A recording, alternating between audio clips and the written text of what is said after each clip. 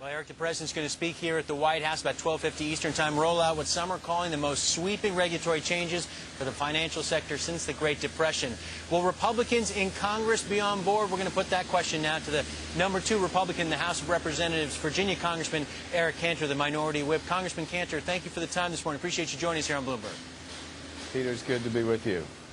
Are you on board, sir? You've heard undoubtedly by now some of the details of this plan. Is this something you can support? Well, Peter, we've got to all take a look at it and see exactly what's in the plan.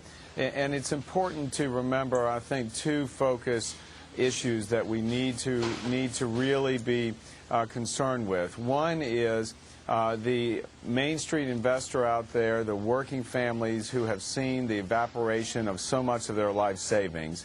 And frankly, from their perspective, it seems that we've got to do something to end the constant bailout culture that seems to continue here in Washington.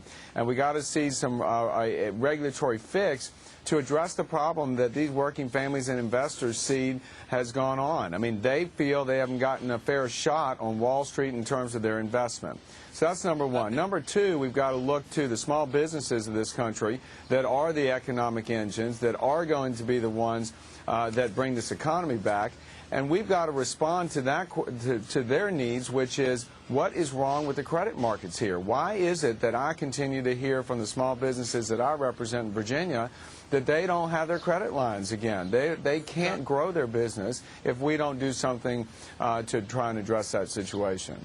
Congressman, let me address your first point there. The Obama administration, the president himself telling us in an interview yesterday, he's filling in the regulatory gaps here. He's imposing new systemic risk oversight. Those institutions deemed too big to fail are going to face new scrutiny from the federal government to the point that they won't cause that kind of burden on taxpayers in the future. Is that something that you think makes sense right now, particularly giving the Fed that role to oversee systemic risk? Well, Peter, first of all, I think the overall goal is certainly one that no one would have much disagreement with. We want to try and reduce or at least provide transparency to systemic risk.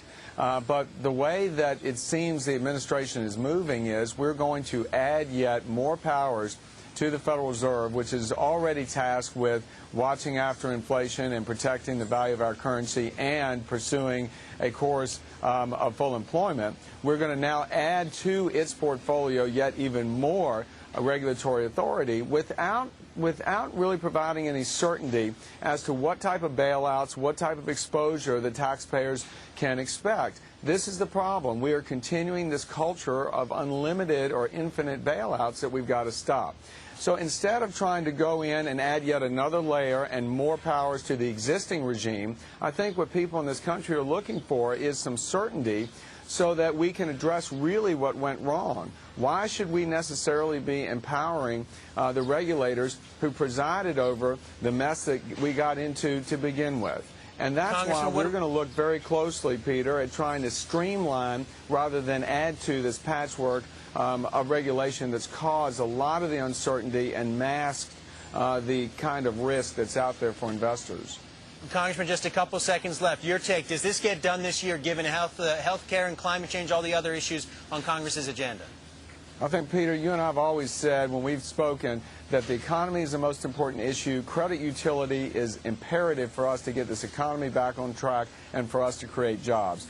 Government cannot do that. Government at best only redistributes the wealth. We've got to focus on creating wealth again, which is about bringing entrepreneurialism back and fostering an environment for job growth and capitalist and risk-based investment.